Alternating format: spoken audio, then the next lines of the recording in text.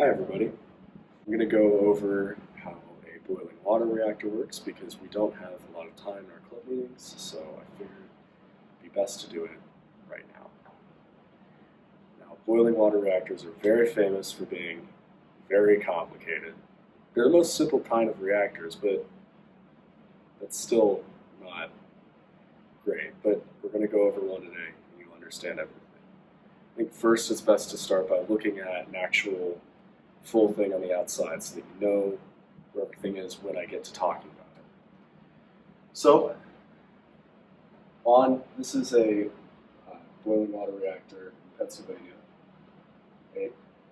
Here are all the components. There's the reactor, the cooling towers, and I think the generators in there, and the cooling bits are in there. So we'll get to explaining to how all those work and what's going on in there in just a sec. So there's like I just mentioned, there's four important things in a nuclear reactor, in the nuclear power plant. There's the actual reactor, which also functions as a pressure vessel for the steam. There's the steam turbine, which makes the electricity. The condenser, which cools down the steam from the reactor and the generator so that it can be sent back to the reactor. And cooling towers, which cool down the water, cools down the water that was in the reactor. It's important to note the water that comes out of the cooling towers was never here or here. It's flowing across here, and I'll get to that later. So in the actual reactor itself, there's three important parts. There's fuel rods, the control rods, and the steam. And I'll get to those now. So this is a bunch of fuel rods. Think of it like a big stick of big fire log.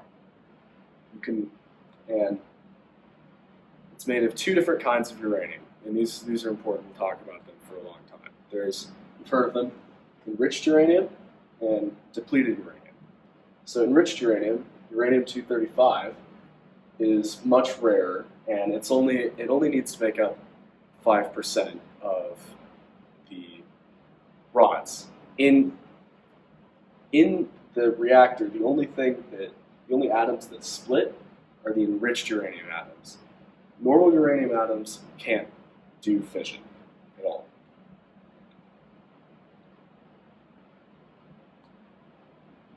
So here's the process of fission. You can see there's uranium-235. It gets hit by a neutron,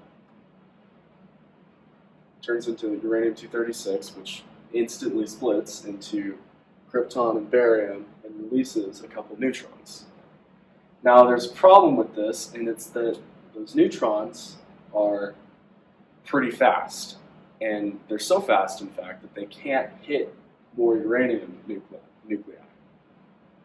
So what needs to happen is we need to use something to slow them down.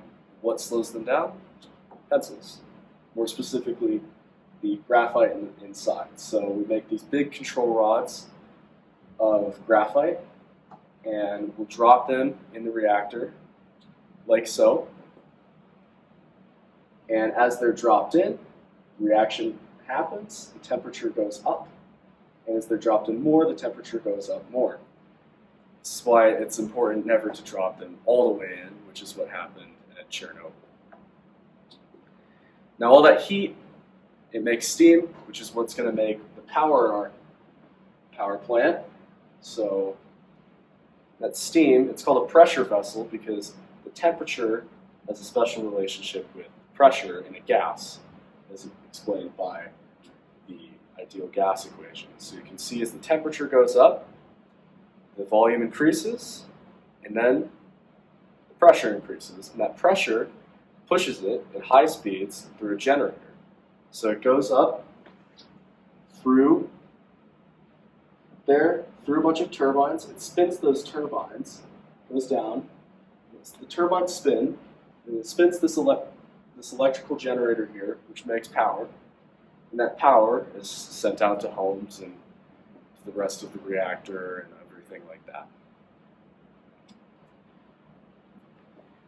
So that water now has to be cooled down, because an important part of the water in the reactor is it has to cool down the reactor. If it doesn't cool down the reactor gets too hot and it melts down. So to cool down that water, we use a process similar to kind of a distillation thing, where you take that hot water and then it has to be cooled down to separate it.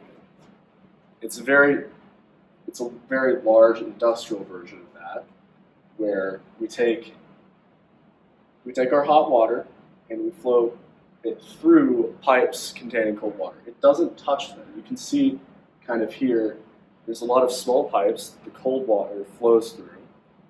And the hot water hits those pipes, which are cold, and then it cools down and is sent back into the reactor to be heated up and make more electricity. That water gains a little bit of heat, and it needs to be cooled down in the famous cooling towers, which are huge. And how it cools down in this, which is an interesting process, is you take that warm water, bring it in, and by spreading it out and just dropping it a far distance, it cools down. So that's what the vapor is. It's that water, like imagine a waterfall. It's just like that.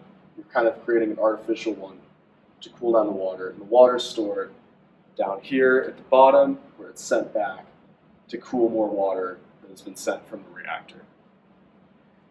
And it's not that complicated. That's it. Thanks for watching. I'll see you at Co-op.